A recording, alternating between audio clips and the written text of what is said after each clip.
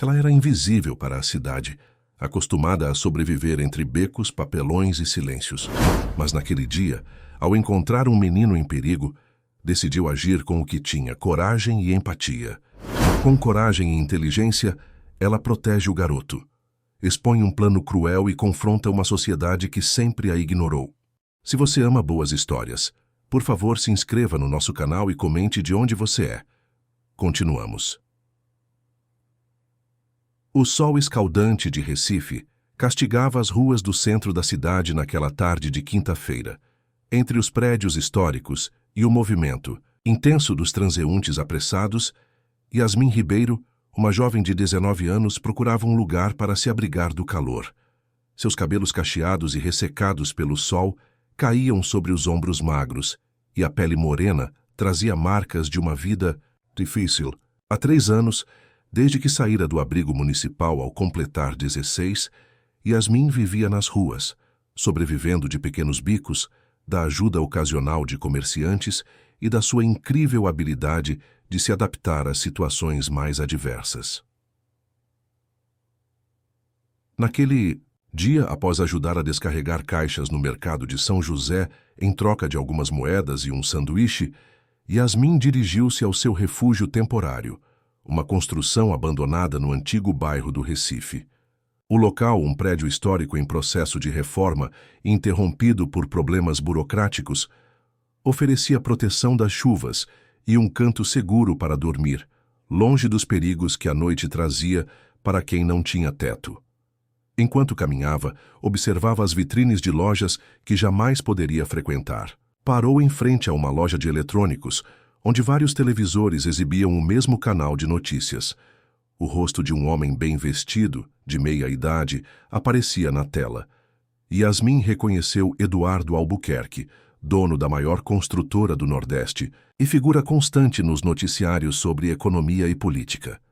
Deve ser bom não precisar se preocupar com o próximo prato de comida, pensou antes de seguir seu caminho. A poucos quilômetros dali, no condomínio de luxo Jardins de Boa Viagem, à beira-mar, Matheus Albuquerque, filho de Eduardo, preparava-se para voltar da escola. Com apenas 14 anos, o garoto carregava nos ombros o peso do sobrenome importante e as expectativas que vinham com ele. Magro, de pele clara e cabelos escuros cuidadosamente penteados, usava o uniforme impecável do mais caro colégio particular da cidade. Matheus, hoje você vai voltar sozinho.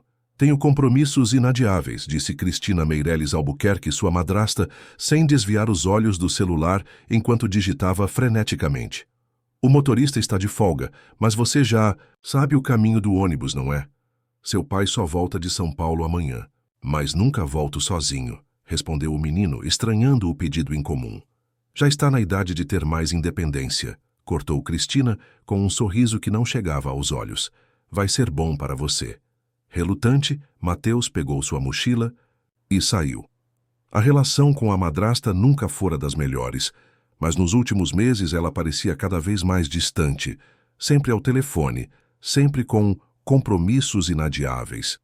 Seu pai, por outro lado, estava constantemente viajando, expandindo os negócios para o Sudeste e raramente tinha tempo para notar as mudanças na dinâmica familiar. O Colégio Santo Inácio ficava a cerca de 40 minutos de ônibus de sua casa. Matheus, acostumado com o conforto do carro com motorista, sentia-se deslocado entre os demais passageiros. Decidiu descer algumas paradas antes e cortar caminho por ruas menos movimentadas para chegar mais rápido em casa. Foi quando percebeu a moto que o seguia lentamente. Um homem de capacete encostou a moto na calçada bem à sua frente. "Ei, garoto, passa o celular e a carteira", exigiu, mostrando algo que parecia ser a coronha de uma arma sob a jaqueta. O pânico dominou Matheus. O celular escorregou de suas mãos trêmulas, e num impulso ele correu na direção oposta, entrando por ruas desconhecidas, virando esquinas aleatoriamente, apenas para se afastar do perigo. Depois de alguns minutos de corrida desesperada, completamente perdido e ofegante, viu a construção abandonada e entrou, procurando um esconderijo. O interior do prédio era escuro e cheio de entulhos. Matheus se encolheu atrás de pilhas de sacos de cimento, tremendo de medo com arranhões nos braços e um corte na testa, resultado de um tropeção durante a fuga. As lágrimas corriam por seu rosto enquanto tentava controlar a respiração acelerada. Foi então que ouviu passos. Alguém se aproximava. Encolheu-se ainda mais, tentando se fazer invisível. Yasmin entrou no prédio, carregando uma pequena sacola com seus poucos pertences. Algo estava diferente. Havia pegadas recentes na poeira do chão. Com cautela, caminhou pelo espaço, atenta a qualquer movimento. "Tem alguém aí?" chamou, segurando um pedaço de madeira como proteção. Silêncio foi quebrado por um soluço abafado. Seguindo o som, Yasmin encontrou o menino encolhido, tremendo. "Ei, calma, não vou te machucar", disse, abaixando-se para ficar na altura dele. "O que aconteceu? Você está ferido." Mateus levantou os olhos, vermelhos de tanto chorar, e viu a jovem à sua frente. Mesmo com roupas gastas e o cabelo desgrenhado, havia algo em seu olhar que transmitia confiança. Tentaram me assaltar. Eu fugi e me perdi", conseguiu dizer entre soluços. Yasmin observou as roupas de marca, o tênis impecável, e compreendeu imediatamente que aquele não era um menino qualquer.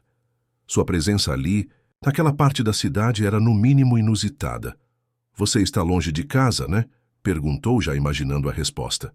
Mateus apenas assentiu, ainda assustado. "Deixa eu ver esse corte", disse ela, tirando da sacola uma garrafa d'água e um pedaço de pano limpo que guardava para emergências. Com delicadeza, limpou o ferimento na testa do garoto. "Não é nada grave, logo para de sangrar." "Obrigado", murmurou Mateus, começando a se acalmar. "Como você se chama?" "Yasmin. E você?" "Mateus", respondeu, omitindo o sobrenome por instinto.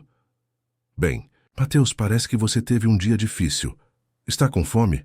Yasmin tirou da sacola o sanduíche que havia ganhado no mercado e ofereceu metade ao menino. Mateus hesitou por um momento, mas a fome falou mais alto. Aceitou o alimento e comeu em silêncio, observando a garota que o ajudava sem fazer perguntas. Enquanto isso, no condomínio de luxo, Dona Jurema, a governanta da casa dos Albuquerque há mais de 20 anos, começava a se preocupar com a ausência do menino. "Dona Cristina, o Mateus ainda não chegou da escola", informou entrando no escritório onde a madrasta de Mateus trabalhava em seu notebook. "Deve estar com algum colega", respondeu Cristina, sem demonstrar preocupação. "Adolescentes, você sabe como são." Mas Dona Jurema conhecia bem o enteado de sua patroa. Mateus não era de se atrasar ou sair sem avisar. Algo estava errado, e o comportamento indiferente de Cristina só aumentava sua inquietação. Na construção abandonada, Yasmin e Mateus conversavam. O menino, já mais calmo, contava sobre sua escola e sua vida, cuidadosamente omitindo detalhes que pudessem revelar sua condição social. Havia algo na simplicidade e na gentileza daquela jovem desconhecida que o fazia sentir-se seguro pela primeira vez em muito tempo. "Você mora aqui?" perguntou, olhando ao redor. "Por enquanto", respondeu Yasmin com um sorriso triste. "Amanhã, quem sabe? A rua é minha casa há bastante tempo." Mateus ficou em silêncio, processando o que aquilo significava. Em seus 14 anos de vida, privilegiada, nunca havia realmente parado para pensar nas pessoas que via dormindo nas calçadas da cidade. Agora, uma delas o estava ajudando, dividindo o pouco que tinha. "Como você vai para casa?" perguntou Yasmin, quebrando o silêncio. "Está ficando tarde." Mateus sentiu um arrepio. A ideia de sair daquele abrigo improvisado e enfrentar as ruas novamente o apavorava. Mais assustadora ainda era a perspectiva de voltar para casa e encarar a madrasta, que estranhamente o havia colocado naquela situação. "Não sei", confessou, sentindo as lágrimas voltarem. "Tenho medo." A noite caía sobre Recife quando o celular de Eduardo Albuquerque tocou em seu quarto de hotel em São Paulo. O empresário, que estava prestes a fechar um grande contrato com investidores paulistas, atendeu sem verificar quem. Ligava, esperando que fosse algum de seus assessores, com atualizações sobre a reunião do dia seguinte. "Eduardo, é a Jurema. A voz preocupada da governanta o surpreendeu. Desculpe incomodar, mas o Mateus não voltou da escola ainda. Como assim não voltou? Já são quase 8 da noite, respondeu, sentindo um aperto no peito. A Cristina está aí? O que ela disse? Dona Cristina saiu há 1 hora. Disse que ia procurá-lo na casa de amigos da escola. Mas antes disso, ela não parecia muito preocupada. Falou que ele devia estar com colegas. Eduardo tentou manter a calma, mas um alarme soava em sua mente. Mateus nunca havia desaparecido assim sem avisar.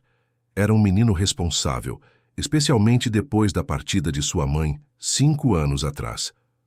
Jurema, ligue para a escola, para os pais dos amigos dele, para todo mundo. Estou pegando o primeiro voo para Recife.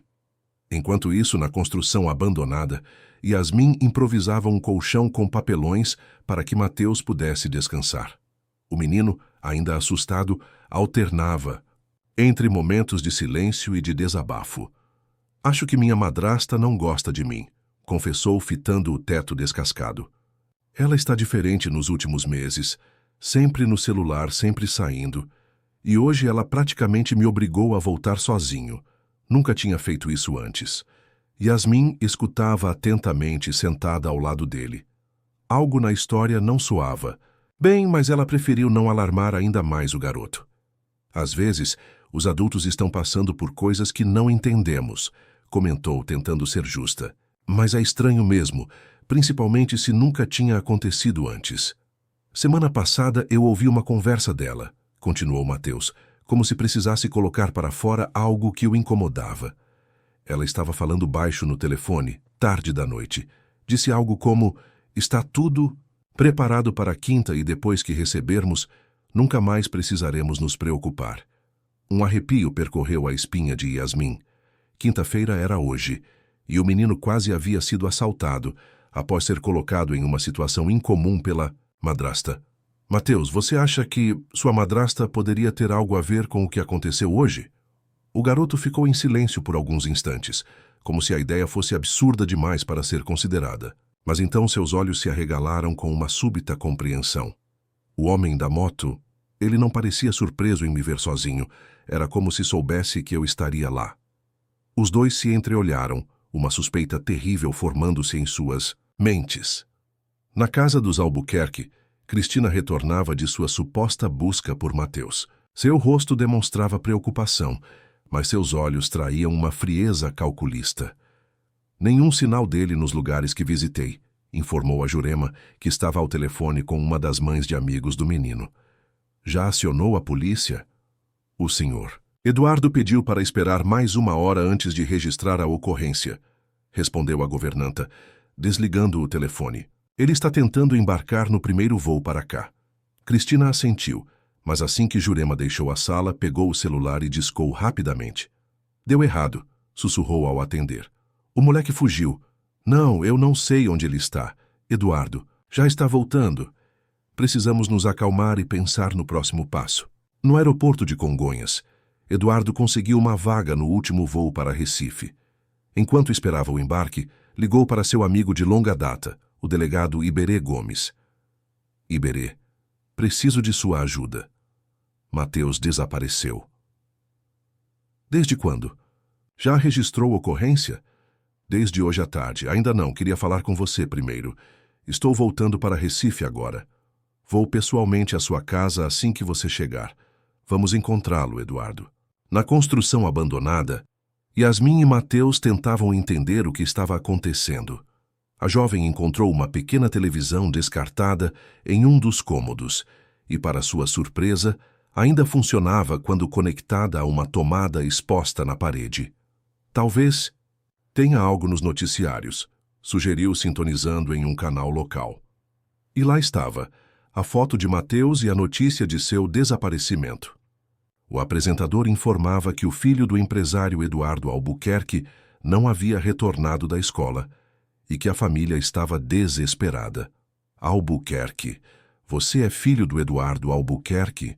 Perguntou Yasmin, chocada ao reconhecer o nome e a foto do menino. Mateus baixou o olhar envergonhado por ter omitido essa informação. Sim, desculpe não ter contado. A mente de Yasmin trabalhava rapidamente. Se suas suspeitas estivessem corretas, Mateus não estava seguro, e ela, uma jovem em situação de rua, estava agora envolvida em algo muito maior do que imaginava. Precisamos pensar com calma, disse, tentando organizar as ideias. Se o que você ouviu for verdade, sua madrasta pode estar planejando algo contra você, talvez para conseguir dinheiro do seu pai. Um sequestro? Perguntou Mateus, sua voz quase sumindo. Talvez, mas se foi isso, o plano deu errado quando você fugiu. Os dois ficaram em silêncio, absorvendo a gravidade da situação. Yasmin sabia que deveria levar Mateus à polícia, mas também temia que não acreditassem nela, uma jovem de rua, ou pior, que a acusassem de alguma coisa. Enquanto, isso no apartamento de luxo, o celular de Cristina tocava insistentemente. Era Rogério Mendes, um ex-segurança de empresas que agora vivia de trabalhos ilícitos. Você tem noção da encrenca em que me meteu? Ele vociferou assim que ela atendeu, afastando-se para que Jurema não ouvisse. O moleque viu meu rosto. Fugiu e agora está desaparecido. Acalme-se, respondeu Cristina, a voz fria como gelo. Ele não viu seu rosto, você estava de capacete, e ninguém vai associar você a mim. O plano era simples. Eu pegava o garoto, levava para o lugar combinado, você pedia o resgate para o marido, eu liberava o moleque são e salvo depois que o dinheiro caísse e dividíamos meio a meio, sem violência, sem problema. Mas agora é sequestro que deu errado, entende? Isso dá anos de cadeia. Não seja dramático. O menino deve estar escondido por aí, assustado. Logo aparece. E tudo volta ao normal. Normal? Você é louca? Eu tô fora dessa. Vou sumir por uns tempos. Na construção abandonada, Mateus adormeceu finalmente, exausto após o dia traumático. Yasmin, por outro lado, permanecia alerta, vigiando o sono do menino enquanto pensava no que fazer. Pela janela quebrada, podia ver as luzes da cidade, tão próximas e, ao mesmo tempo, tão distantes de sua realidade. Ajudar Mateus significava se expor, correr riscos, mas abandoná-lo à própria sorte estava fora de questão. A luz da televisão iluminava o rosto adormecido do garoto, tão jovem, tão assustado, vítima de uma traição que não conseguia compreender. Yasmin conhecia bem o sentimento de abandono. Sua própria mãe a havia deixado aos cuidados de uma tia, que anos depois a expulsou de casa. Desde então, as ruas de Recife eram seu lar, e a desconfiança, sua companheira constante. Mas agora, algo diferente crescia em seu peito. Um senso de responsabilidade, de proteção. Olhou para o celular que encontrara no bolso da mochila de Mateus. Provavelmente um segundo aparelho, já que o outro havia caído durante a fuga. Uma ideia começou a se formar em sua mente. Precisamos de ajuda, pensou, mas não de qualquer pessoa. Lembrou-se de Janaína Oliveira, uma jornalista comunitária que vez ou outra aparecia nas áreas mais pobres da cidade, dando voz aos invisíveis como ela. Janaína havia feito uma reportagem sobre jovens em situação de rua meses atrás e dera seu cartão a Yasmin, dizendo que poderia procurá-la se precisasse. Com cuidado para não acordar Mateus, Yasmin pegou o celular e procurou o número que havia memorizado. No aeroporto de Recife, Eduardo Albuquerque desembarcava com o semblante tenso. Foi recebido pelo delegado Iberê, que o aguardava no saguão. Alguma notícia? Perguntou Eduardo, abraçando brevemente o amigo. Nada ainda, mas já temos equipes procurando e emitimos um alerta com a foto dele. Onde está Cristina? Em casa, pelo que sei.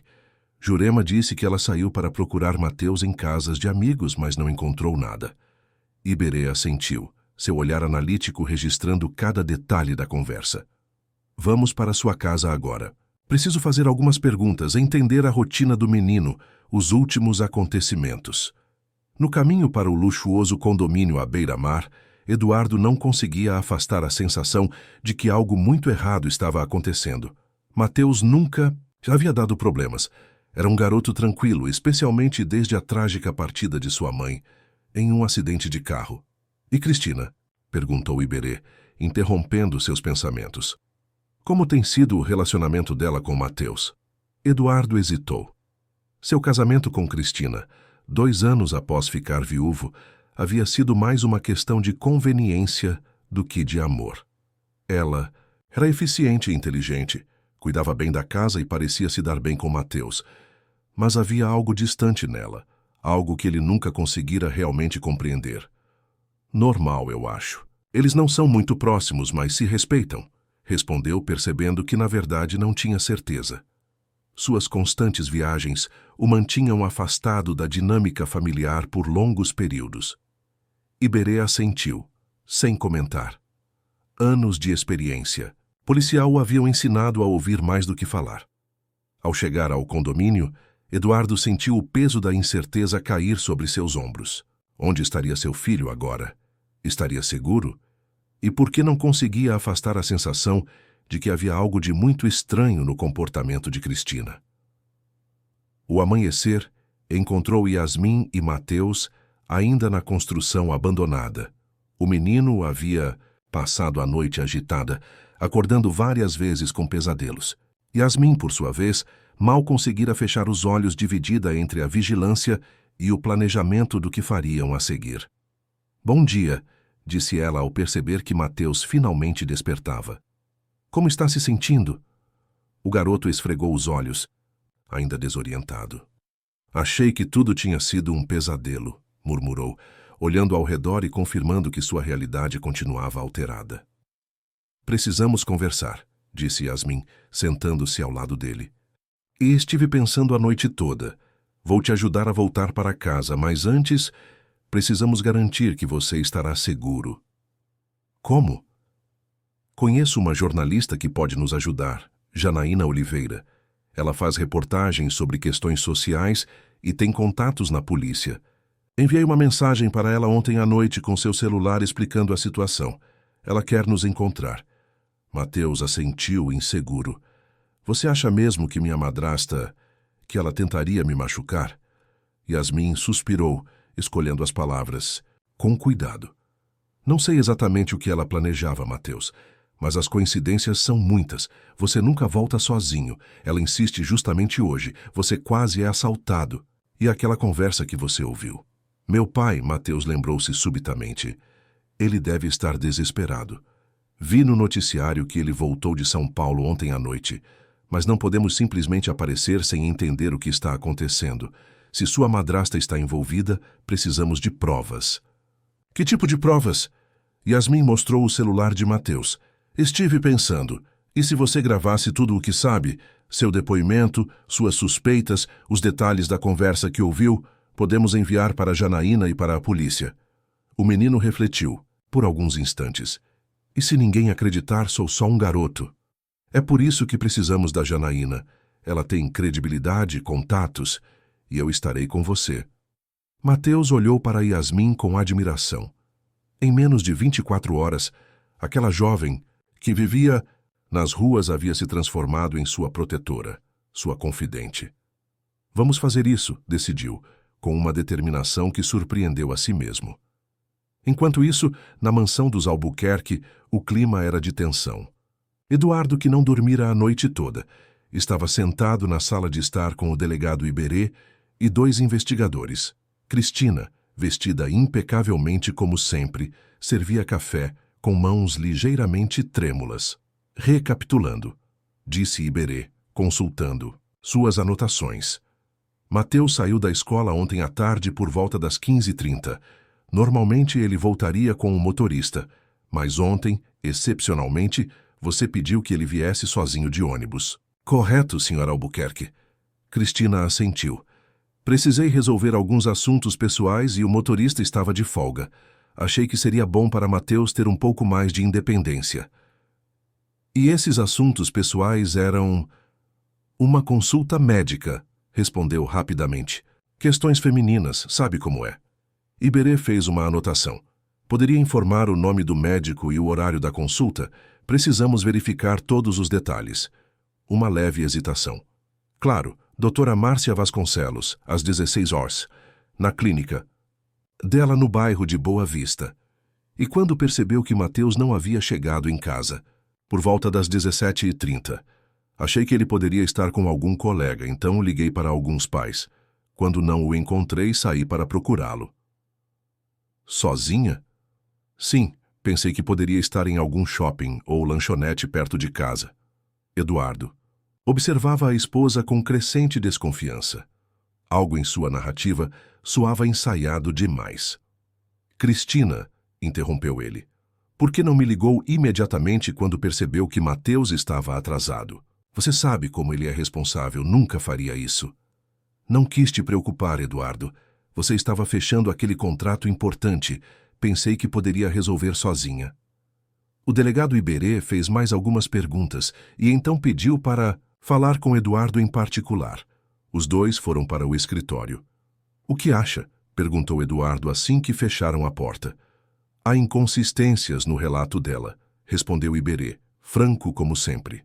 Vamos verificar essa consulta médica e as ligações recentes no celular dela. Você acha que Cristina tem algo a ver com o desaparecimento do meu filho?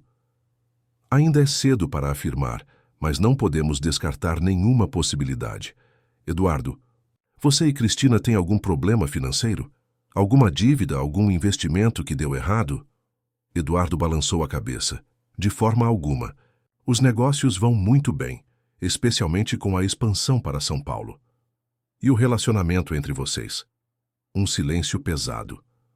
Não é o mesmo de antes, admitiu Eduardo. Cristina tem estado distante nos últimos meses. Pensei que fosse apenas uma fase, talvez consequência das minhas viagens constantes. Iberê assentiu. Vou colocar um agente para monitorar as comunicações dela discretamente. Se houver algo suspeito, saberemos. Na construção abandonada, Yasmin ajustava o celular para gravar o depoimento de Mateus. O garoto estava nervoso, mas determinado. Pronto? Perguntou ela. Mateus respirou fundo e começou a falar. Com voz firme, apesar da idade, relatou os eventos do dia anterior. A insistência incomum da madrasta para que voltasse sozinho, a abordagem do homem de moto, sua fuga desesperada. Descreveu em detalhes a conversa suspeita que havia ouvido dias antes e suas crescentes desconfianças sobre o comportamento de Cristina. Nunca quis acreditar que ela pudesse fazer algo assim, concluiu, com lágrimas nos olhos. Mas agora, pensando em tudo o que aconteceu, tenho medo de voltar para casa. Yasmin desligou a gravação, emocionada com a coragem do menino. Você foi muito bem. Vamos enviar isso para Janaína e depois encontrá-la.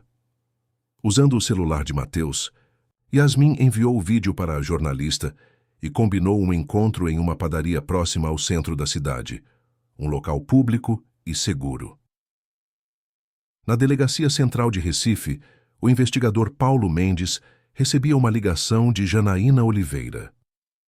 Paulo, preciso que você veja um vídeo que acabei de receber. É sobre o caso do menino Albuquerque. O filho do empresário, estamos trabalhando nisso. O que você tem? Um depoimento do próprio garoto. Ele está bem, mas com medo de voltar para casa. Suspeita que a madrasta planejou um sequestro que deu errado. Como você conseguiu isso? Uma conhecida minha, uma jovem em situação de rua, está com ele. Foi ela quem o encontrou e protegeu.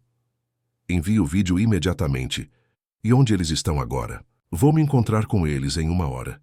Quero que você venha comigo, mas sozinho e à paisana. O menino está assustado e a garota teme ser acusada de algo. Paulo concordou. Janaína era conhecida por seu trabalho sério, e se ela estava envolvida, a informação merecia atenção. Enquanto isso, Cristina andava de um lado para outro em seu quarto. Sua consulta médica tinha sido facilmente desmentida com uma ligação. A doutora Márcia estava de férias na Europa há 2 semanas. A desconfiança de Eduardo e do delegado era palpável. Seu celular vibrou. Era Rogério. Estou saindo da cidade, ele disse sem rodeios, e você deveria fazer o mesmo. Não seja idiota. Fugir agora seria admitir culpa. A polícia já deve estar de olho em você, e não vou cair sozinho nessa, entendeu? A ameaça era clara. Cristina sentiu um calafrio. Tudo estava desmoronando. Na padaria indicada por Janaína, Yasmin e Mateus esperavam ansiosamente. O local era modesto, mas limpo e acolhedor. A jovem havia usado parte do dinheiro que encontrou na mochila de Mateus para comprar pães frescos e 2 chocolates quentes. Como você consegue? Se perguntou Mateus de repente, observando Yasmin com curiosidade. O quê? Ser tão forte. Você vive na rua, sem nada, e mesmo assim está me ajudando, arriscando tudo por alguém que nem conhecia. Yasmin sorriu, um sorriso triste que carregava histórias não contadas. Quando você vive como eu vivo, Mateus, aprende que às vezes tudo o que temos uns são os outros. Já passei por situações difíceis em que pessoas desconhecidas me estenderam a mão. E já vi muita gente ser ignorada quando precisava de ajuda. Ela fez uma pausa, tomando um gole do chocolate. Além disso, você me lembra meu irmão caçula. Você tem um irmão? Tinha, corrigiu, um brilho de dor em seus olhos. Ele teria sua idade agora. Foi levado para a adoção quando minha tia não quis mais cuidar de nós dois. Mateus absorveu a informação em silêncio, sentindo uma nova onda de admiração por aquela jovem que, apesar de todas as adversidades, não havia perdido a capacidade de se importar, de proteger. A porta da padaria se abriu e Janaína Oliveira entrou. Era uma mulher negra, de cerca de 30 anos, vestida de forma simples, mas elegante. Ao seu lado, um homem de meia idade, que Yasmin imediatamente identificou como policial, apesar das roupas casuais. Ali, disse Mateus, reconhecendo a jornalista de reportagens que já havia visto na televisão. Janaína avistou os dois e se aproximou com um sorriso tranquilizador. Yasmin, há quanto tempo? Cumprimentou sentando-se à mesa. E você deve ser Mateus. Seu pai está muito preocupado. Este é o investigador Paulo Mendes, apresentou, indicando o homem que a acompanhava. Ele assistiu ao vídeo que vocês enviaram e está aqui para ajudar. Mateus encolheu-se instintivamente. Yasmin colocou a mão sobre a dele, oferecendo apoio silencioso. Não precisam ter medo, assegurou Paulo, falando em tom baixo e calmo. Estou aqui para garantir a segurança de vocês. O depoimento que gravaram é muito importante, Mateus, e muito corajoso da sua parte. Vocês acreditam em mim? Perguntou o menino, a voz trêmula de esperança. Sim, confirmou o investigador. E não só acreditamos, como já começamos a verificar algumas informações. A consulta médica que sua madrasta mencionou nunca aconteceu, e encontramos ligações suspeitas no histórico dela. Yasmin sentiu Mateus apertar sua mão, um misto de alívio e angústia em seu rosto. O que acontece agora? Perguntou ela, ainda desconfiada. Agora, respondeu Paulo, vamos levá-los para um local seguro enquanto continuamos a investigação. E então, Mateus, vamos reunir você com seu pai. O delegado Iberê Gomes estava em sua sala na Delegacia Central de Recife quando recebeu a ligação do investigador Paulo Mendes. Ouviu atentamente o relato sobre o encontro com Mateus e a jovem Yasmin, e seu semblante, normalmente impassível, revelou surpresa e indignação. Você está me dizendo que temos evidências de que a própria madrasta planejou isso? Perguntou, inclinando-se sobre a mesa. Sim, senhor. O depoimento do garoto é consistente e detalhado. Além disso, já confirmamos que a tal consulta médica que ela mencionou nunca aconteceu. A médica está na Europa há 2 semanas.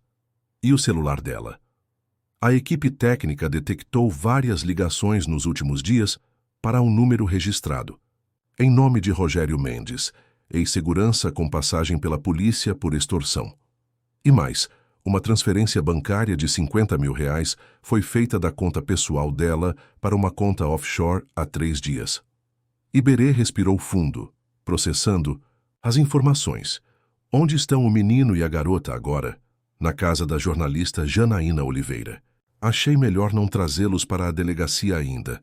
O garoto está muito abalado e a jovem desconfia de autoridades. Fez bem. Vou falar com Eduardo Albuquerque agora mesmo, mas sem revelar o paradeiro do filho ainda. Precisamos ter certeza de que ele não vai confrontar a esposa antes de termos tudo pronto para a prisão. Enquanto isso, na casa de Janaína, Mateus tomava um banho quente pela primeira vez desde o dia anterior. A jornalista havia emprestado roupas limpas do filho de uma vizinha, próximas ao tamanho dele. Yasmin, por sua vez, observava a movimentação com certo desconforto, sentindo-se deslocada naquele ambiente doméstico. Você também pode tomar um banho se quiser, ofereceu Janaína, percebendo seu desconforto. Tenho algumas roupas que devem servir em você. Estou bem assim, respondeu Yasmin instintivamente defensiva. Janaína sorriu compreensivamente. Sabe, o que você fez por aquele menino foi extraordinário. Muitos teriam ignorado, ou pior, se aproveitado da situação. Yasmin deu de ombros, desviando o olhar. Não fiz nada demais. Qualquer pessoa faria o mesmo. Não, Yasmin. Não. Faria. E você sabe disso. Um silêncio se instalou entre elas, quebrado apenas pelo som distante do chuveiro. Janaína respeitou o espaço da jovem, entendendo que anos de sobrevivência nas ruas haviam construído muros altos ao redor de seu coração. No condomínio de luxo dos Albuquerque, Eduardo recebia a visita de Iberê com ansiedade palpável. Encontraram meu filho? Foi sua primeira pergunta. Sim, respondeu o delegado, observando cuidadosamente a reação do amigo. Ele está bem e seguro, mas antes de levá-lo até você, precisamos conversar sobre algo sério. Eduardo empalideceu, sentando-se lentamente. O que aconteceu? Ele está ferido? Não, fisicamente ele está bem. Foi encontrado e protegido por uma jovem em situação de rua que cuidou dele desde ontem. Meu Deus, é preciso agradecer a essa jovem. Onde eles estão? Em um local seguro, respondeu Iberê, mantendo o tom profissional. Eduardo, temos fortes evidências de que o desaparecimento de Mateus não foi acidental. Acreditamos que houve uma tentativa de sequestro. Sequestro? Repetiu Eduardo, horrorizado. Quem faria isso? Iberê hesitou por um instante. As evidências apontam para Cristina. O choque no rosto de Eduardo era genuíno. Por alguns segundos, ele ficou em silêncio absoluto, como se as palavras tivessem perdido o sentido. Isso já é impossível, murmurou finalmente. Cristina jamais... Ela é a madrasta dele. Ela... Encontramos ligações frequentes entre ela e um homem com histórico criminal. Uma grande transferência de dinheiro foi feita recentemente. E o mais importante, Mateus gravou um depoimento detalhando suas suspeitas, incluindo uma conversa suspeita que ouviu dias atrás. Eduardo cobriu o rosto com as mãos. Onde ela está agora? No quarto de vocês, pelo que a empregada informou. Temos agentes monitorando discretamente a casa, caso ela tente fugir. Quero ver meu filho, disse Eduardo, levantando-se subitamente. Agora. Vamos buscá-lo, concordou Iberê, mas você precisa agir normalmente até sairmos daqui. Não podemos alertar Cristina de que sabemos de tudo. Enquanto os dois homens saíam discretamente da mansão, Cristina observava pela janela do quarto, o coração acelerado. Viu o carro do delegado se afastando com Eduardo. Algo estava errado, ela podia sentir. Pegou o celular e discou rapidamente. Eles sabem, disse sem preâmbulos quando Rogério atendeu. Eduardo saiu com o delegado. Acho que encontraram o garoto. Merda! Eu avisei para você fugir enquanto era possível. Preciso saber onde ele está. Se conseguirmos chegar até ele primeiro, ainda podemos salvar a situação. Está louca? Acabou, Cristina. Estou saindo do estado agora mesmo. Covarde, sibilou ela. Se eu cair, levo você junto. Desligou e olhou novamente pela janela. Um dos carros estacionados na rua chamou sua atenção. Dentro dele, um homem. Parecia observar a casa. Policial à paisana, certamente. Estavam vigiando-a. Com frieza calculada, Cristina começou a planejar sua fuga. Abriu o cofre escondido no closet e retirou dinheiro, joias e um passaporte falso que havia providenciado meses atrás, quando começou a arquitetar seu plano. Colocou tudo em uma pequena bolsa de mão e trocou de roupa, optando por algo discreto. Pegou os óculos escuros, um chapéu e desceu até a cozinha. Dona Jurema, chamou a governanta com naturalidade estudada. Vou sair para comprar algo que me ajude a acalmar. Esta situação está acabando comigo. A governanta, que trabalhava para a família há tanto tempo que era quase parte dela, olhou para Cristina com desconfiança mal disfarçada. Notou a bolsa pequena e a vestimenta diferente do habitual. A senhora não deveria esperar o Sr. Eduardo voltar? Ele saiu com o delegado. Pode ter notícias do menino. Volto logo, cortou Cristina, dirigindo-se à porta dos fundos que dava. Para as áreas de serviço. Se ele ligar, diga que fui à farmácia. Jurema observou-a sair com o senho franzido. Algo no comportamento de Cristina a incomodava profundamente desde o dia anterior. Assim que a madrasta de Mateus desapareceu pela porta, Jurema pegou o telefone e ligou para Eduardo. Na casa de Janaína, Mateus havia terminado o banho e vestido as roupas emprestadas. Parecia outro menino agora, mais descansado e limpo, embora a sombra do medo ainda pairasse em seus olhos. "Meu pai está vindo?" perguntou ao investigador Paulo, que acabara de desligar o telefone. "Sim, ele e o delegado Iberê estão a caminho. Yasmin, que havia finalmente aceitado usar o banheiro de Janaína para lavar o rosto e as mãos, observava a cena com sentimentos contraditórios. Por um lado, estava genuinamente feliz por Mateus. Por outro, sentia uma pontada de tristeza ao pensar que logo eles se separariam e ela voltaria para as ruas, para o anonimato. "Ele sabe sobre mim?" perguntou hesitante. "Sim", respondeu Paulo, "e está muito grato pelo que você fez. Salvou o filho dele, Yasmin." A jovem assentiu, sem saber exatamente como processar esse reconhecimento. Sua vida inteira havia sido uma luta para simplesmente existir, para sobreviver mais um dia. Ser vista, reconhecida, agradecida por algo que fez, isso era território desconhecido. A campainha tocou, fazendo Mateus saltar da cadeira. Janaína foi atender e logo voltou acompanhada de Eduardo e do delegado Iberê. Ao ver o pai, Mateus correu em sua direção, jogando-se em seus braços com uma força que surpreendeu a ambos. "Pai!" exclamou com a voz embargada pelas lágrimas que agora corriam livremente. Eduardo abraçou o filho com força, como se temesse que ele pudesse desaparecer novamente. Por alguns momentos, ninguém mais existia na sala, apenas pai e filho reencontrados. Quando finalmente se separaram, Eduardo segurou o rosto de Mateus entre as mãos, examinando-o. "Você está bem? Machucaram você?" "Estou bem, pai. A Yasmin cuidou de mim." Eduardo ergueu os olhos, procurando pela jovem mencionada. Viu-a recuada em um canto da sala, observando a cena com uma mistura de emoção e desconforto. "É ela?" perguntou, indicando Yasmin com um movimento de cabeça. Mateus assentiu. "Ela me encontrou depois que eu fugi. Me deu comida, limpou meus machucados, me protegeu. Se não fosse por ela..." Eduardo se levantou e caminhou até Yasmin. Ela permaneceu imóvel, como um animal selvagem preparado para fugir ao menor sinal de ameaça. "Eu não sei como agradecer", disse ele, a voz grave de emoção. "Você salvou meu filho minha vida inteira." Yasmin desviou o olhar, desconfortável com a intensidade do momento. "Não foi nada", murmurou. "Qualquer um teria feito o mesmo." "Não, não teria", respondeu Eduardo, repetindo inconscientemente as palavras de Janaína. "O que você fez exigiu coragem, caráter, bondade, qualidades que, ironicamente, faltaram a pessoas que têm tudo o que o dinheiro pode comprar." O momento foi interrompido pelo celular do delegado Iberê.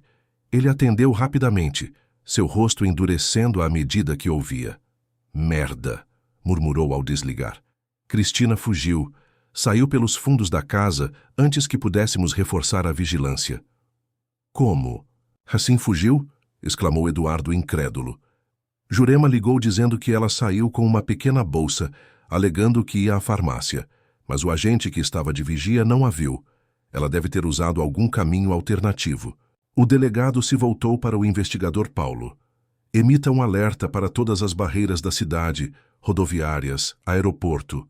Ela não vai longe." Eduardo parecia atordoado com a sucessão de revelações. Seu casamento, que já havia esfriado, revelava-se agora uma farsa completa. A mulher com quem dividia a vida havia planejado usar seu próprio filho para extorquí-lo. "Por quê?" perguntou, mais para si mesmo que para os outros. Ela tinha tudo, nunca lhe faltou nada. "Pessoas gananciosas nunca têm o suficiente", comentou Janaína. E algumas pessoas simplesmente não sabem valorizar o que realmente importa. Seu olhar se desviou para Yasmin, que permanecia em silêncio, observando a dor do homem cuja vida acabara de salvar, mesmo sem nunca tê-lo conhecido antes.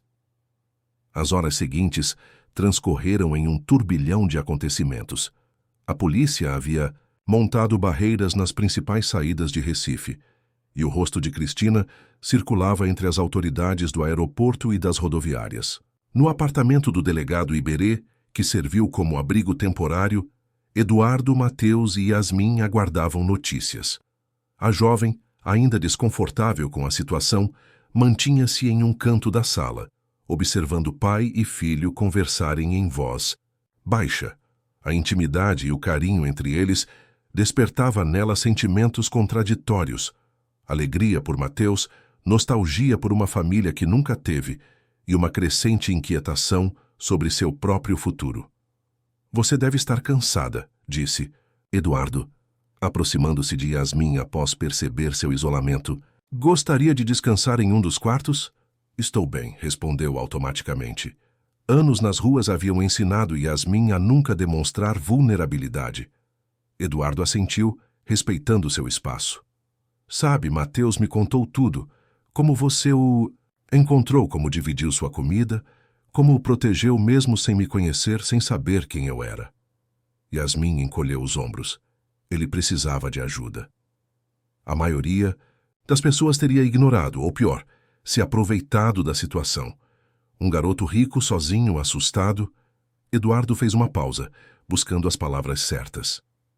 Seu gesto me fez perceber o quanto estive cego. Passei anos construindo fortunas, expandindo negócios, enquanto negligenciava o que realmente importa. A confissão sincera pegou Yasmin de surpresa. Ela finalmente olhou diretamente para Eduardo, vendo além do empresário poderoso, enxergando apenas um pai preocupado, um homem confrontando seus próprios erros. Nunca é tarde para mudar, disse ela, surpreendendo a si mesma com a resposta.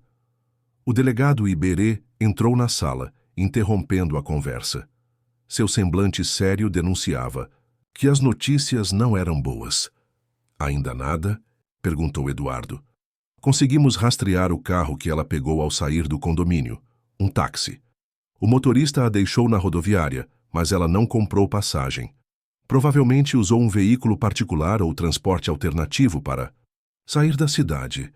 E aquele homem, o cúmplice dela, Rogério Mendes, também desapareceu, esvaziou sua conta bancária ontem e não voltou para casa. Iberê fez uma pausa antes de continuar. Mas temos outra situação.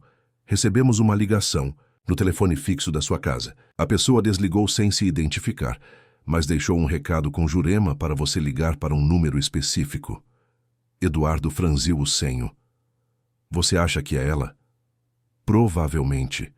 Rastreamos o número. É um celular pré-pago, comprado, hoje em uma loja de conveniência na BR-232, direção de Caruaru. Ela quer negociar, concluiu Eduardo. Ou está preparando uma armadilha, acrescentou Iberê. De qualquer forma, podemos usar isso a nosso favor. Se conseguirmos mantê-la na linha tempo suficiente, talvez consigamos rastrear sua localização exata. Eduardo assentiu, determinado. Vamos fazer isso. Enquanto os adultos discutiam a estratégia, Mateus se aproximou de Yasmin, sentando-se ao seu lado na poltrona mais afastada da sala. Você vai embora depois que tudo isso acabar? Daí perguntou a voz baixa e triste. A pergunta pegou Yasmin desprevenida. Não havia pensado muito além do momento presente, ocupada demais em lidar com a situação imediata. Acho que sim, respondeu honestamente. É assim que as coisas funcionam. Não. Precisa ser, insistiu Mateus. Meu pai tem muitas empresas, muitos apartamentos. Tenho certeza que ele poderia te ajudar a encontrar um lugar para morar, um trabalho.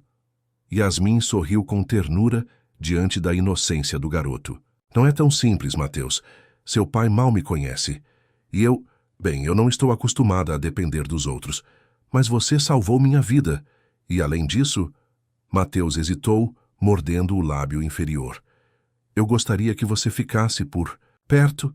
Você é minha amiga agora. Amiga. A palavra ecoou na mente de Yasmin. Há quanto tempo não tinha um amigo? Alguém que se importasse, que notasse sua ausência? Vamos resolver um problema de cada vez, ok? Respondeu, evitando fazer promessas que talvez não pudesse cumprir. Na outra extremidade da sala, Eduardo e Iberê finalizavam os preparativos para a ligação. Técnicos da polícia haviam instalado equipamentos para rastrear a chamada e gravá-la. Eduardo parecia tenso, mas resoluto. Lembre-se, instruiu Iberê. Mantenha-a falando o máximo possível. Finja estar disposto a negociar. Peça provas de que Mateus está bem, mesmo sabendo que ele está aqui. Eduardo assentiu, pegando o telefone quando este começou a tocar. Ativou o viva-voz. Cristina? Eduardo. A voz dela soava diferente, mais fria, mais calculista. Imagino que o delegadozinho, seu amigo, esteja aí ouvindo tudo, não importa. Tenho uma proposta para você. Onde está meu filho? Perguntou Eduardo, seguindo o roteiro combinado. Uma risada seca do outro lado da linha. Não se faça de desentendido. Sei que o moleque já está com você. Aquela mendiga estragou tudo. Eduardo cerrou os punhos ao ouvir a referência. Depreciativa a Yasmin, mas manteve a voz controlada. Do que você está falando? Mateus não está comigo. Chega de jogos, Eduardo. Vi as notícias. Sei que encontraram o garoto. O plano era simples. Rogério pegaria Mateus, o manteria seguro por alguns dias em uma casa no interior. Eu pediria o resgate, você pagaria, e Mateus voltaria ileso. Ninguém se machucaria. Eu só queria o que mereço depois de aguentar anos, ao lado de um homem que nunca me amou de verdade. Yasmin e Mateus se aproximaram, ouvindo a confissão explícita que selava o destino de Cristina. O delegado Iberê fazia sinais para que Eduardo continuasse falando. Por que, Cristina? Nunca te faltou nada. Nada material, você quer dizer. Mas e o resto? O carinho? A atenção? Você vive para seus negócios, Eduardo. Eu era apenas um acessório, uma esposa troféu para exibir em eventos sociais. E isso justifica colocar meu filho em perigo? Ele nunca esteve em perigo real, era um plano perfeito. Se aquela garota de rua não tivesse interferido... Eduardo respirou fundo, controlando a raiva. Quanto você quer? Uma pausa do outro lado da linha. Cristina não esperava uma rendição tão rápida. 10 milhões, transferidos para uma conta nas Ilhas Cayman. Em troca, desapareço da sua vida para sempre. E como sei que você não vai voltar a me extorquir no futuro? Tenho provas contra Rogério que podem mandá-lo para a prisão por muito tempo. É o meu seguro. Se algo acontecer comigo, essas provas vão direto para a polícia. Ele sabe disso e vai ficar longe de você e de mim. Os técnicos da polícia faziam sinais de positivo. Estavam conseguindo rastrear a localização da chamada. Vou precisar de tempo para reunir esse dinheiro, disse Eduardo, estendendo a conversa. Você tem 24 horas, nem um minuto a mais. E se tentar algo... A ameaça ficou suspensa no ar. Como farei a transferência? Vou enviar os detalhes da conta por mensagem. E Eduardo, a voz de Cristina suavizou, quase nostálgica.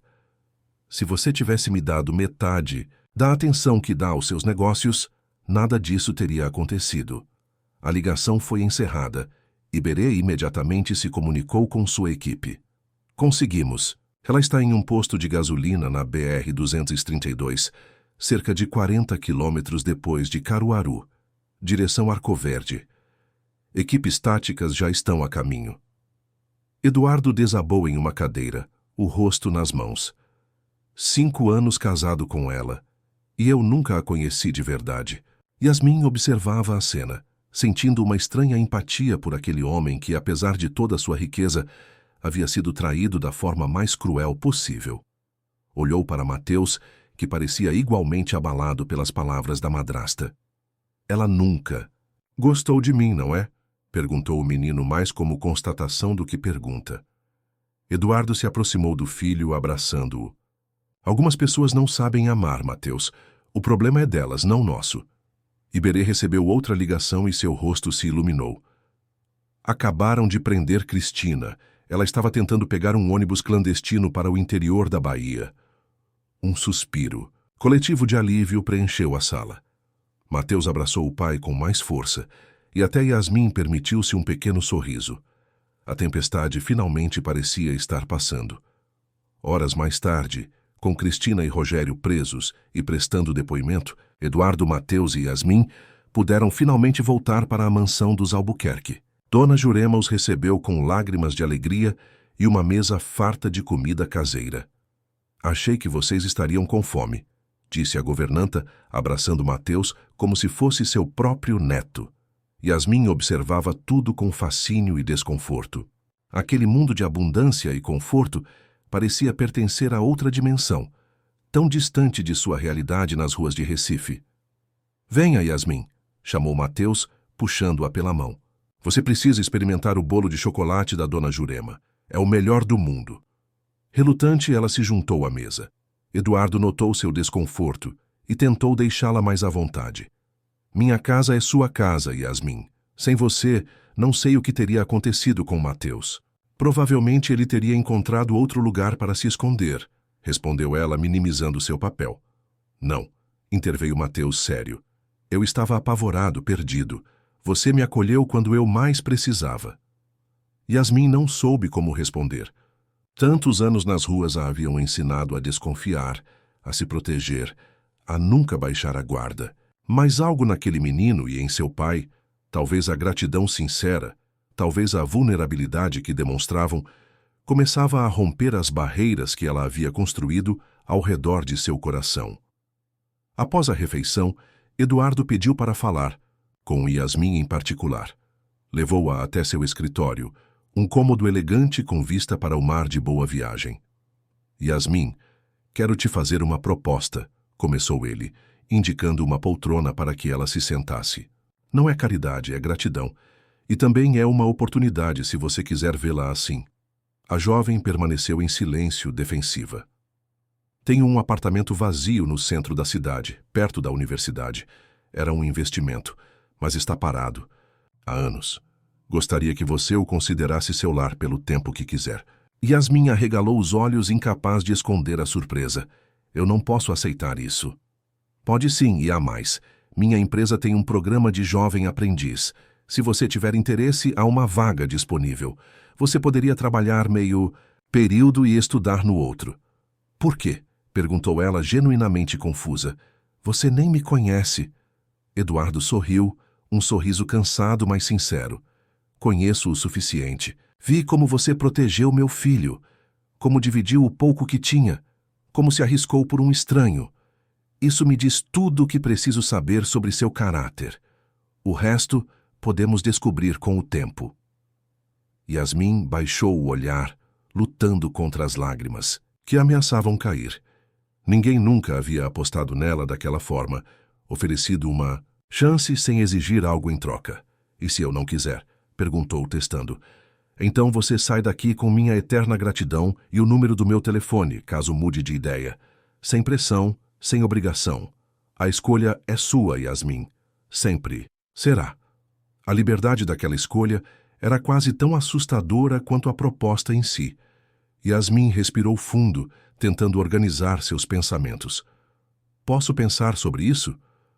"Claro", respondeu Eduardo, levantando-se. "Fique aqui o tempo que precisar. Há um quarto de hóspedes preparado para você." Quando ele se dirigiu à porta, Yasmin o chamou. "Eduardo?" Ele se virou expectante. "Obrigada", disse ela simplesmente, "por não presumir que sabe o que é melhor para mim." Eduardo assentiu, compreendendo a profundidade daquele agradecimento. "Todos merecemos a dignidade de nossas próprias escolhas, Yasmin. Você mais que ninguém."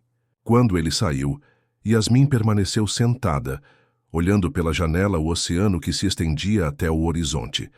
Pela primeira vez em muitos anos, permitiu-se imaginar um futuro diferente, um caminho que não fosse apenas sobre sobrevivência, mas sobre viver de verdade.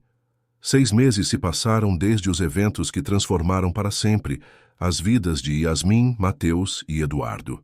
O outono chegava a Recife, trazendo ventos mais amenos e tardes douradas que pintavam a cidade com uma luz especial. No pequeno apartamento no bairro de Boa Vista, Yasmin organizava seus livros na estante recém-comprada. Após muito hesitar, ela havia aceitado a proposta de Eduardo. O apartamento e o trabalho como jovem aprendiz na construtora Albuquerque. Mas com uma condição: pagaria aluguel ainda que simbólico, assim que começasse a receber seus salários. É uma questão de dignidade, havia explicado a Eduardo. Não quero me sentir dependente ou em dívida. Ele compreendeu e respeitou sua decisão, reconhecendo nela a mesma força e integridade que havia salvado seu filho. Agora, aos 20 anos, Yasmin vivia uma realidade que jamais imaginara possível. O apartamento, embora simples, era limpo, seguro e seu.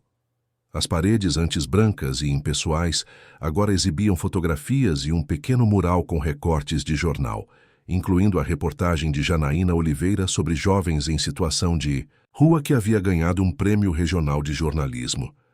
Uma batida na porta interrompeu seus pensamentos. Ao abrir, encontrou Mateus sorrindo, uma mochila nas costas e uma caixa de doces nas mãos.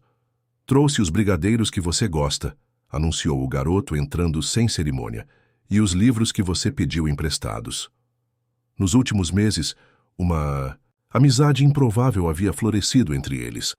Mateus visitava Yasmin regularmente, às vezes acompanhado pelo pai, às vezes sozinho, agora com um motorista que o esperava na porta. Traziam livros, dividiam histórias, e aos poucos curavam juntos as feridas deixadas pelos eventos daquele dia fatídico. "Seu pai sabe que você está aqui?" perguntou Yasmin, aceitando os doces com um sorriso. "Claro. Na verdade, ele me pediu, para te lembrar do almoço de domingo. Dona Jurema está planejando fazer aquela moqueca que você gostou." Yasmin assentiu, ainda se surpreendendo com a facilidade com que havia sido incorporada à vida dos Albuquerque. O que começara como gratidão havia evoluído para algo mais profundo, uma conexão genuína, uma família escolhida. "Como estão os estudos?" perguntou, indicando os livros na mesa. Mateus fez uma careta. "Matemática continua sendo um pesadelo, mas estou melhorando. E você, como está o curso?" 3 meses após começar a trabalhar na construtora, Yasmin havia conseguido uma bolsa para um curso técnico em edificações. Era um primeiro passo para realizar um sonho que nem sabia que tinha: tornar-se arquiteta um dia. "Difícil, mas interessante", respondeu, mostrando alguns de seus desenhos técnicos. "Estou aprendendo muito." Enquanto conversavam, o celular de Yasmin tocou. Era Bianca, uma das jovens que conhecera através do projeto social que Eduardo havia iniciado após os eventos com Mateus. Inspirado pela história de Yasmin, Eduardo criara a Fundação Novos Caminhos, voltada para jovens em situação de vulnerabilidade. Oferecia moradia temporária, cursos profissionalizantes e oportunidades de trabalho.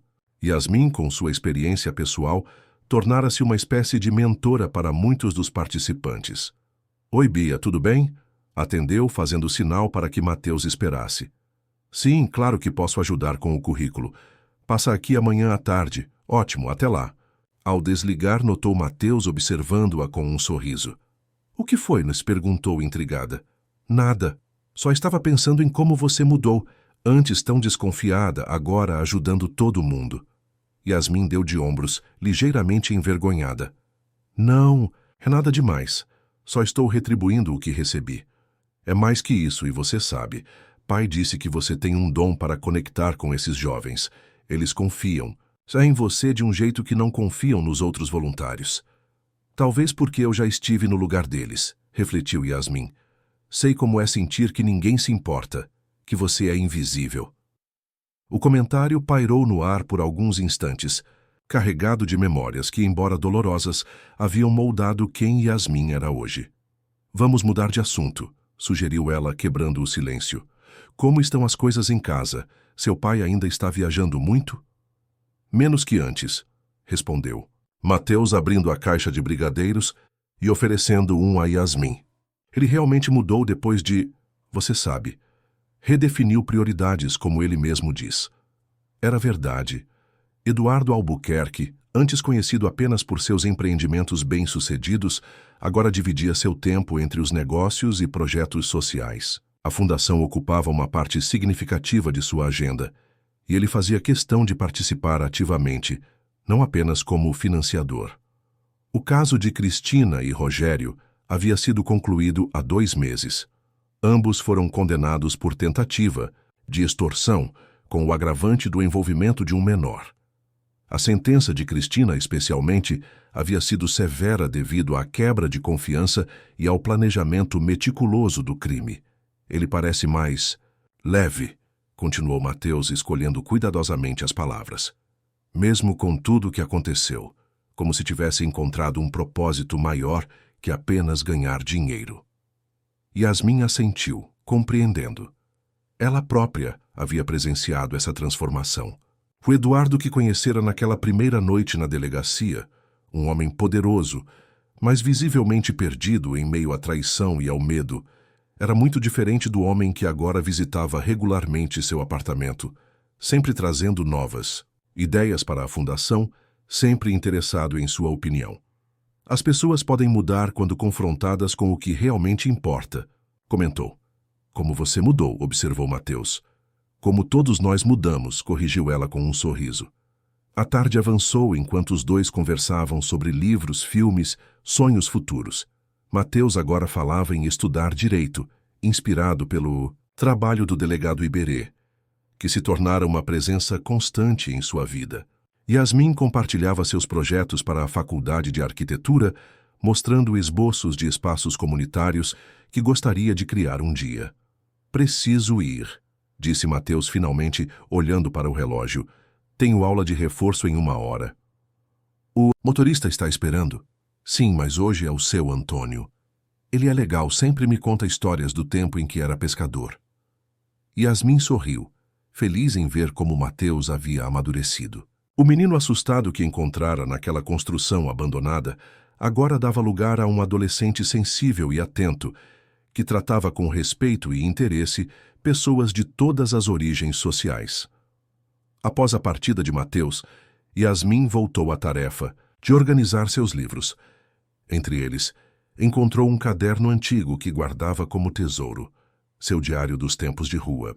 Folheou as páginas, revivendo momentos de dor, de fome, de medo, mas também de pequenas alegrias. Um pôr do sol visto da ponte, uma música tocada por um artista de rua, o sabor de um pão fresco compartilhado com um desconhecido tão faminto quanto ela. O contraste com sua vida atual era quase surreal. Da jovem que dormia encolhida em papelões, sempre alerta, sempre com fome, a estudante com um teto seguro, comida na geladeira e planos para o futuro, a transformação parecia obra de ficção, mas não era. Era real, conquistada dia após dia, escolha após escolha. O telefone tocou novamente. Desta vez era Eduardo. Yasmin? Desculpe ligar assim de repente, mas queria saber se você poderia vir até a fundação amanhã. Temos uma situação com uma das meninas novas, a Paula. Ela só confia em você. Claro, posso ir pela manhã antes da aula, respondeu prontamente. Obrigado. E Yasmin, você tem feito uma diferença enorme na vida desses jovens. Queria que soubesse disso. Ela sentiu o rosto esquentar com o elogio inesperado. Só estou tentando retribuir. Você faz muito mais que isso. Está criando um caminho onde não havia nenhum, para eles e para você mesma. Após desligar, Yasmin foi até a janela de seu pequeno apartamento. Lá fora, a cidade se preparava para a noite. Luzes se acendiam, pessoas voltavam para casa após um dia de trabalho, crianças brincavam nas praças. A mesma Recife de sempre, mas vista agora de uma perspectiva completamente diferente.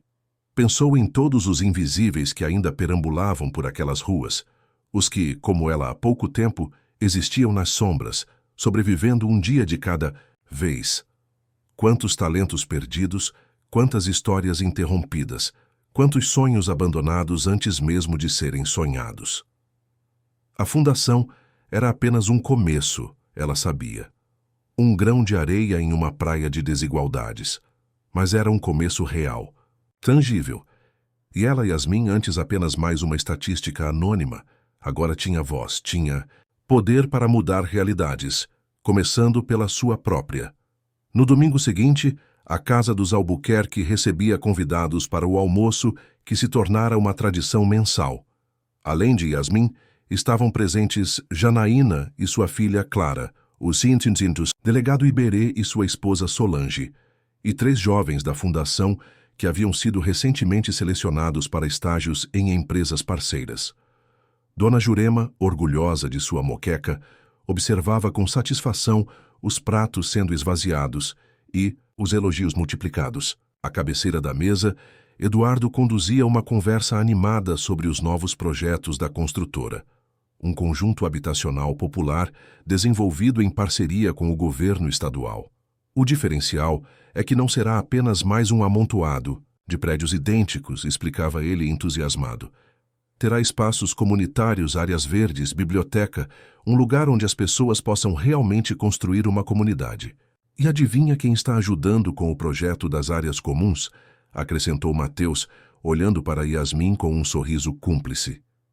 Todos os olhares se voltaram para ela, que sentiu o rosto esquentar novamente.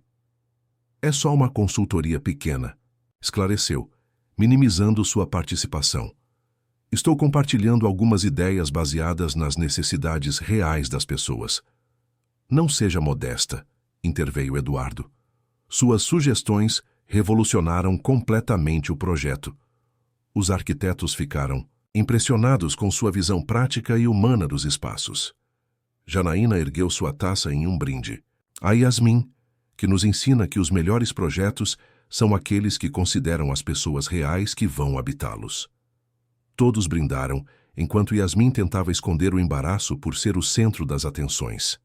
Ainda não estava acostumada a receber reconhecimento, a ser valorizada por suas ideias e perspectivas. Após o almoço, enquanto os outros conversavam na sala, Yasmin saiu para a varanda que dava vista para o mar. O céu de Recife exibia um espetáculo de cores no final daquela tarde. "Posso me juntar a você?" perguntou Eduardo, aproximando-se com 2 xícaras de café. "Claro", respondeu ela, aceitando a bebida. "Obrigada por tudo hoje. Foi um almoço maravilhoso. Obrigado a você por vir. Mateus sempre fica mais animado quando sabe que você estará aqui." Eles permaneceram em silêncio por alguns momentos, apreciando a vista e o aroma do café recém-preparado. "Sabe", começou Eduardo pensativo, "sempre achei que minha maior conquista era ter construído um império empresarial do zero. Vindo de uma família simples do interior, parecia o auge do sucesso." Yasmin ouvia atentamente, percebendo que aquela confidência vinha de um lugar profundo. "Mas agora vejo que estava completamente errado", continuou ele. "O verdadeiro sucesso está nas conexões que construímos, nas vidas que tocamos, na diferença que fazemos. E nisso você me ensinou mais do que anos de MBA ou experiência nos negócios jamais poderiam." "Eu?" perguntou Yasmin, genuinamente surpresa. "Sim, você, com sua generosidade instintiva, sua força silenciosa, sua capacidade de ver além das aparências. Quando todos os meus recursos e contatos falharam em proteger meu filho, foi você, sem nada além de sua coragem e bondade, quem o salvou." Yasmin sentiu os olhos úmidos com aquelas palavras inesperadas. "Naquele dia, quando vi você pela primeira vez na delegacia, com roupas gastas, desconfiada, mantendo distância de todos, algo em mim mudou profundamente", confessou Eduardo.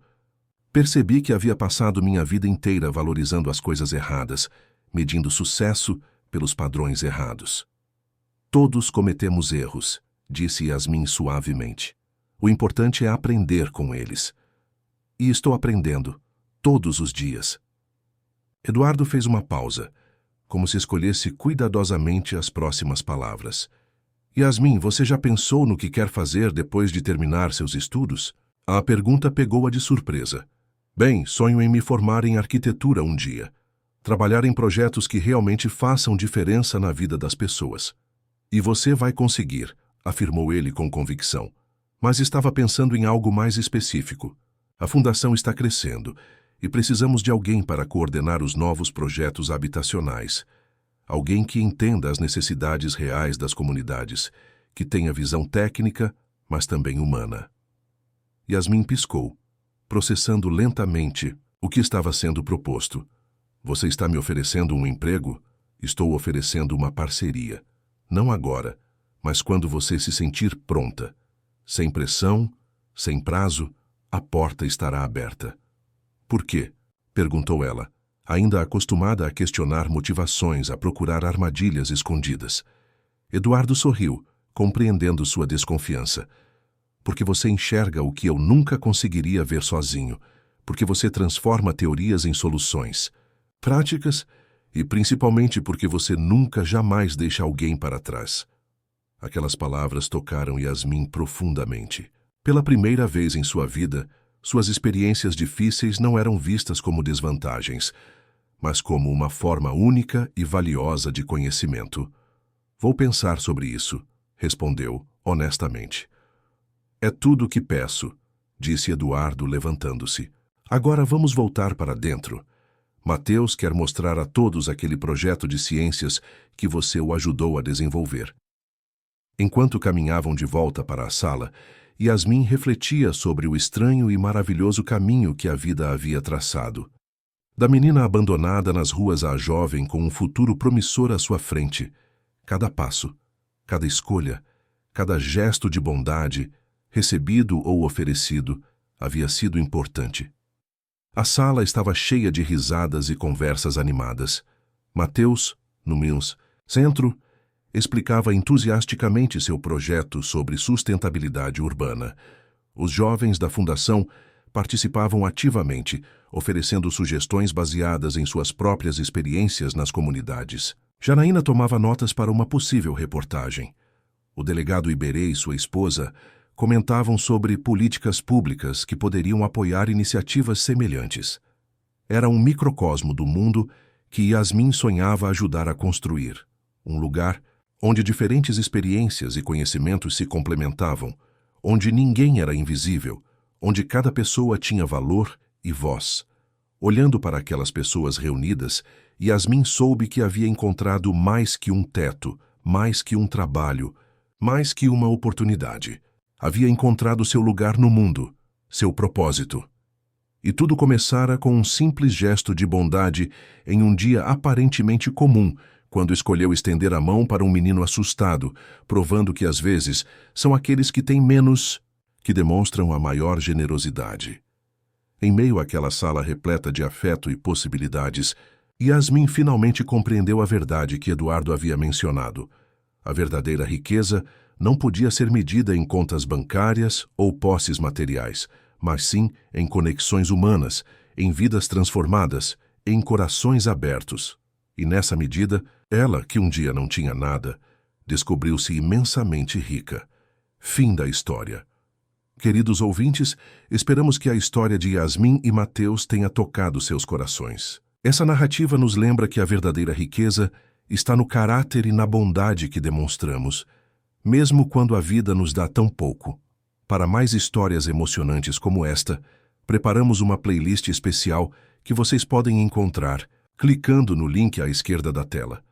Se esta jornada tocou sua alma, não esqueçam de se inscrever em nosso canal, deixar seu like e compartilhar suas impressões nos comentários. Todos os dias trazemos histórias únicas que exploram a complexidade,